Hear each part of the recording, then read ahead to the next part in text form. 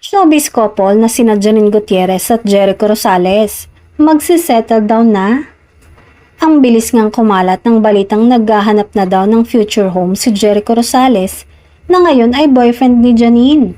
Pagkatapos nga daw ng hindi inaasahang pangyayari sa pamilya ng kanyang girlfriend na si Janine, ay nag-decide si Eko na i-postpone muna ang planong paghahanap ng future home. Future home ang hinahanap. So, ibig sabihin ay may plano nang mag-settle down sina Jericho at Janine.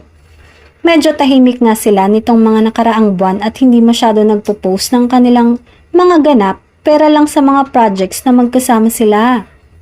Inamin din nila na mas gusto nilang gawing private yung relationship nila at bilang lang ang mga ipopost sa social media.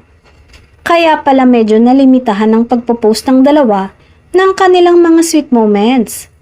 Nakakatuwa naman dahil may plano na si Jericho para sa kanilang dalawa ni Janine, na labis namang ikinatuwa ng dalaga at ng pamilya nito.